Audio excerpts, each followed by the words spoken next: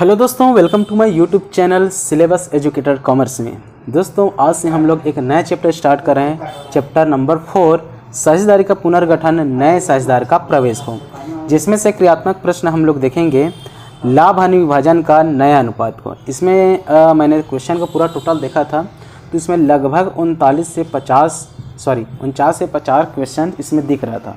तो मैं सारी क्वेश्चन को तो नहीं बताऊंगा, लेकिन उससे रिलेटेड जो डिफरेंस रहेगा है ना, उसको मैं बताऊंगा। तो चलिए सबसे पहले हम लोग देखेंगे क्रियात्मक प्रश्न का प्रश्न नंबर 1, जिसमें दिया हुआ है लाभ हानि विभाजन का नया अनुपात निकालना। पहला दिया है जब केवल नए साझेदार के लाभ का भाग दिया गया हो अथवा जब पुराने साझेदार अपना अनुपात पूर्ववत रखना चाहें। तब प्रश्न 1 दिया है ए और बी एक फर्म में साझेदार हैं जो 3:2 में लाभ विभाजित करते हैं, भावी अनुपात ज्ञात कीजिए दिया है। ठीक है, चलिए इसमें भी कंडीशन दिया हुआ है। पहला कंडीशन क्या बोला है, वे सी को 1/5 भाग के लिए सम्मिलित करेगा, और दूसरा कंडीशन में दिया है यदि वे सी को 1/4 भाग के लिए सम्मिलित करेगा। तो चलिए इसको अपन बनाते हैं। बहुत अच्छा क्वेश्चन है।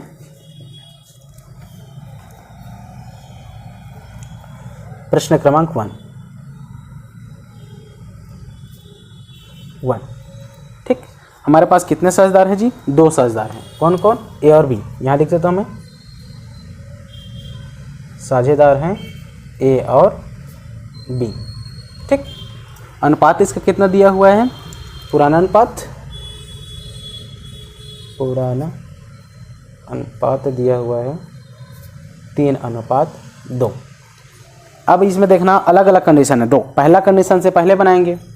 पहला कंडीशन में क्या बोला है, सी को 1/5 भाग के लिए सम्मिलित करेगा।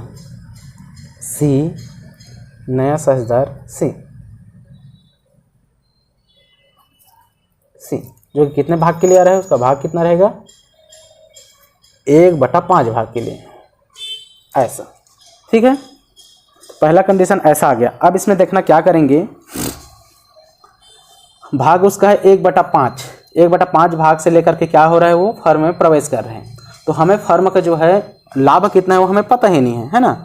तो हम लोग क्या करेंगे, माना कि फर्म का लाभ लिखेंगे। माना कि फर्म का कुल लाभ, माना कि फर्म का कुल लाभ कितना है, अभी हमें पता ही नहीं है, तो क्या मान लेंगे? 1। माना कि फर्म का कुल लाभ कितना है? 1।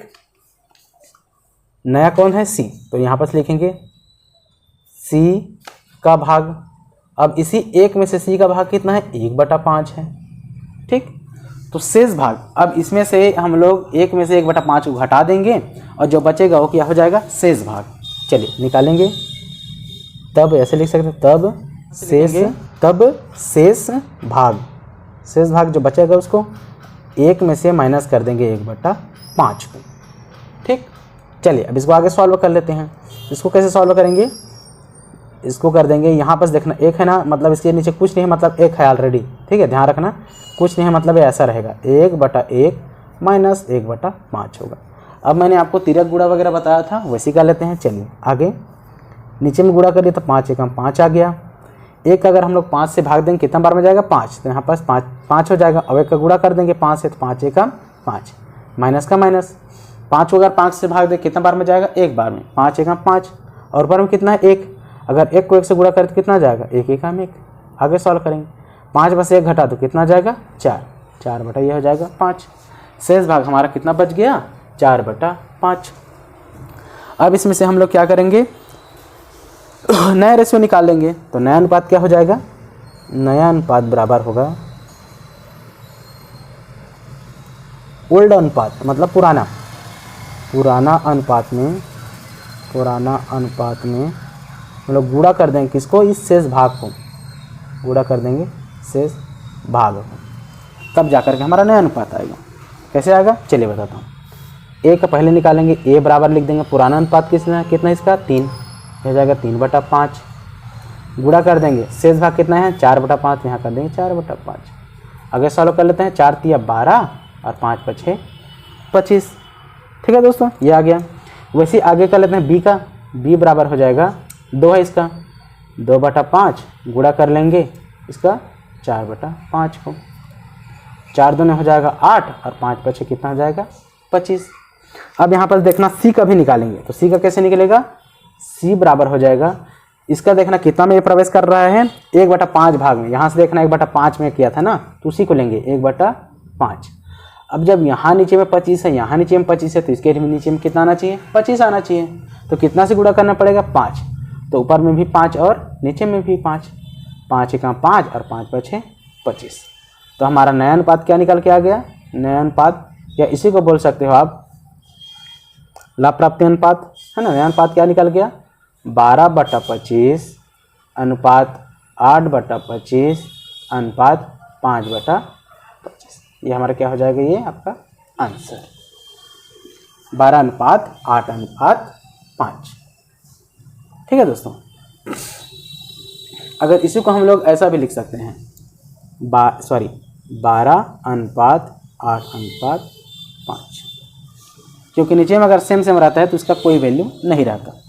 ठीक, तो ये हो गया हमारा कितना, प्रश्न क्रमांक 1, पहला कंडीशन। अब इसी में देखना दूसरा कंडीशन। सेकंड कंडीशन में क्या बोला था, यदि वे सी को 1/4 भाग के लिए प्रवेश देता है, पहले कितना में दिया था 1/5, अब कितना दे रहा है 1/4। चलिए इसको भी निकाल लेते हैं। माना कि लिखेंगे, माना कि फर्म का कुल लाभ कितना है हमारा, 1 है। सी का भाग देखेंगे, जो नया 6000 उसमें का सी का भाग, इस बार सी का भाग कितना बोला है, 1/4 बोला है, तो यहाँ लिख देंगे 1/4। तब शेष भाग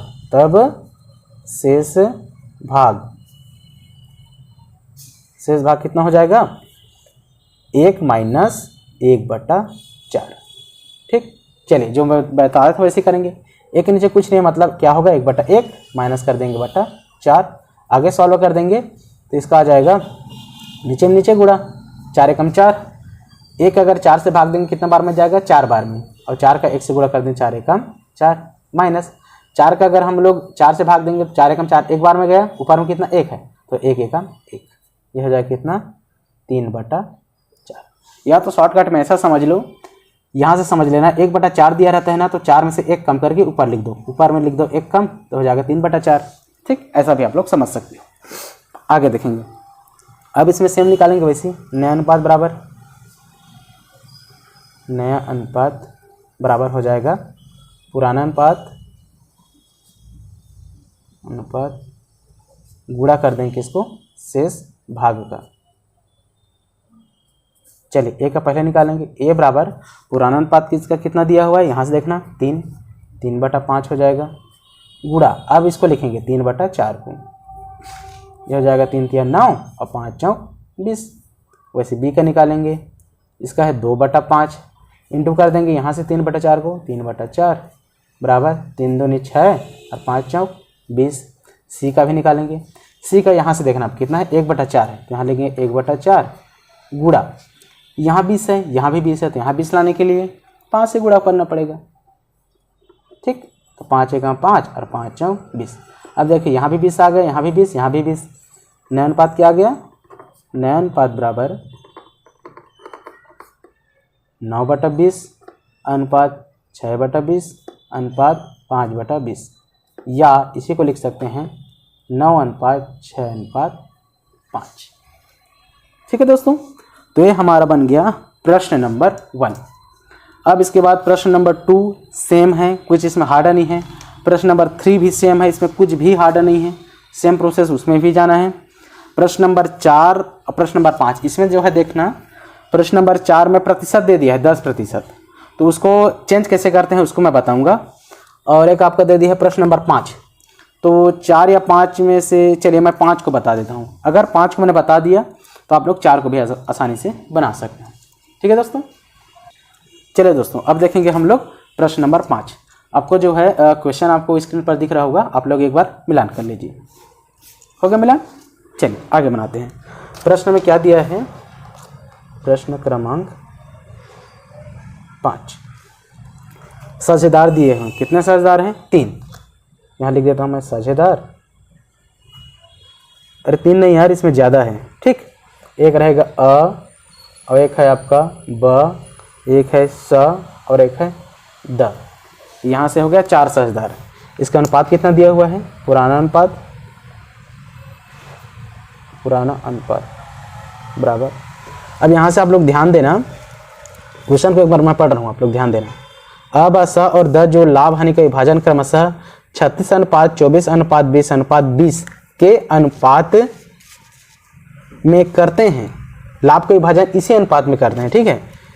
उसके बाद दिया है साझेदारी में हैं, अच्छा इसी अनुपात में जो है साझेदारी में हैं अभी, ठीक है। यह 20% के हिस्से के लिए साझेदारी में शामिल होता है, 20% लेगा। अब स और द भविष्य में आपस में लाभ का विभाजन, देखिए यहाँ पास अलग आ गया ना, लाभ का विभाजन किस में करेंगे, 3/10, 4/10, 2/10 और 1/10। तो ये आपका पुराना अनुपात रहेगा, क्या अनुपात में करेंगे, यह के प्रवेश के बाद नए लाभ विभाजन अनुपात की गणना कीजिए। मतलब पुराना हमारा ये 36/24:20:20 नहीं रहेगा, हमारा पुराना अनुपात क्या है, 3/10, 4/10 और 2/10 और 1/10 ये रहेगा। चलिए तो इसको हम लोग लिख सकते हैं 3/10 अनुपात ब का कितना है, 4/10 और स का कितना है, 2/10 और द का कितना है, 1/10। और यहाँ पास 10 10 10 है, कैसे आया, 3 और 4 7, 7 2 9 और 1 10। इसको हम लोग ऐसे भी लिख सकते हैं 3:4:2:1। ठीक, चलिए अब इसमें नया जो है साझेदार हमारा यह है वो प्रवेश करेगा, तो उसको भी आगे लिखेंगे। डायरेक्ट अपन सॉल्व कर लेते हैं। चलिए, माना कि फर्म का